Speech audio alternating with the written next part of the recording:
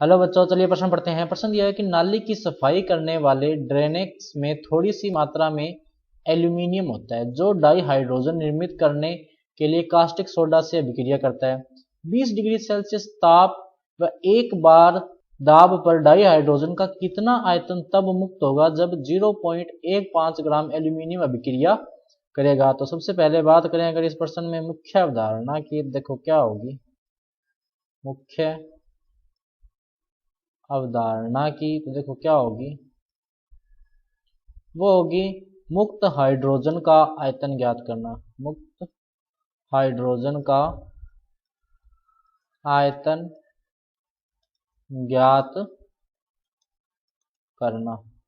तो सबसे पहले अपने जो है वो एल्यूमिनियम, जो किसने खुद ने बोला है, एल्यूमिनियम और कास्टिक सोडा यानी NaOH की अभिक्रिया लिख लेते हैं कि अभिक्रिया होती कैसे है। तो ये अभिक्रिया देखो इस तरह से होती है, एल्यूमिनियम प्लस NaOH प्लस क्या होगा, जल यानी H2O।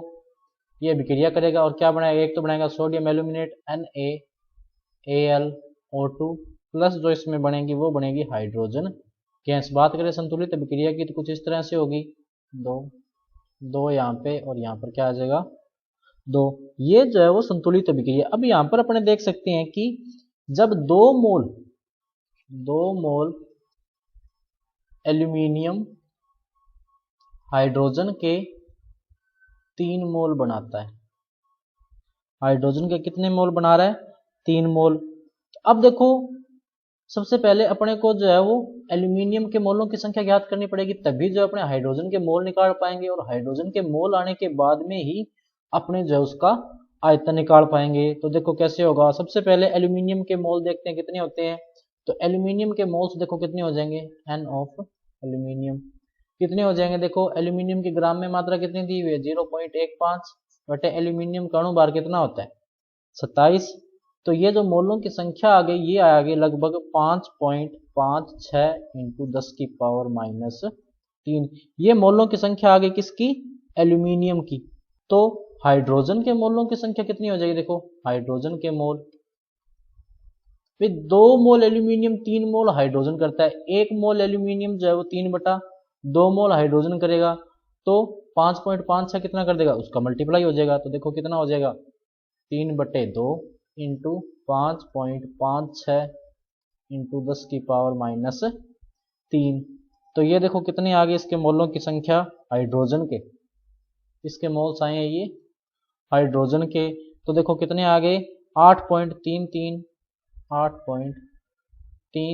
इंटू 10 की पावर माइनस 3। ये किसके मोल आ गए, हाइड्रोजन के। अब जो है अपने आदर्श गैस समीकरण का प्रयोग करेंगे और आसानी से मोलों की संख्या या आयतन जो है हाइड्रोजन का वो निकाल लेंगे। तो आदर्श गैस समीकरण देखो क्या होती है, PV इक्वल्स टू nRT। इसका मतलब N बराबर देखो क्या आ गया, PV बटे RT। तो P यहाँ पे देखो दाब दे रखा है इसने, कितना दिया हुआ है, देखो 1 बार दाब है।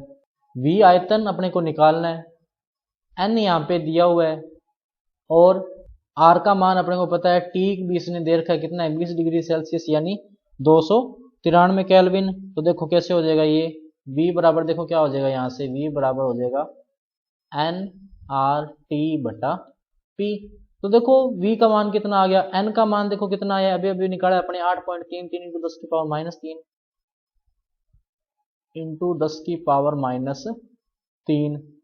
R का जो मान आएगा यहाँ पर, क्योंकि बार में अपने को जो दाब दिया हुआ है, कितना आ जाएगा 0.0831 इंटू तापमान देखो कितना आ जाएगा, 20 डिग्री सेल्सियस है, तो केल्विन में कितना हो जाएगा 293 बट्टा में देखो क्या आ जाएगा, P यानी दाब कितना है, 1 बार दाब है, कितना है 1, तो बट्टा में क्या आ जाएगा 1।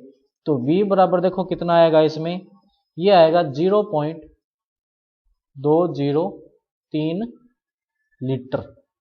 लेकिन यहाँ पर अपने पास जो विकल्प दिए हैं वो किस में दिए हुए हैं, ml में। तो क्या करेंगे 1000 से गुणा, तो 0.203 इंटू 1000 ml, यानी ये कितना आ गया, V बराबर 203 ml। तो सही विकल्प कौन सा होगा, विकल्प नंबर C। तो बच्चों ये था आपका उत्तर। मैं आशा करता हूँ आपको समझ में आया होगा। धन्यवाद।